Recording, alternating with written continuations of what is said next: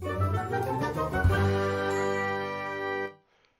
you guys, it's Badger here. Today we got this body hair trimmer, which we will get out of this box as fast as possible.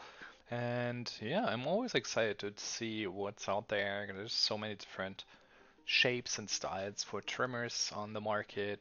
So I had to pick that one up, and now we will have a look what this one is all about. As you can see, there's quite some stuff in here. We got a little headpiece. Um, Interesting shape, to be honest. I don't know how much hair you need to get that in. And yeah, let's just hop over into the shaver itself. So that's what it looks like.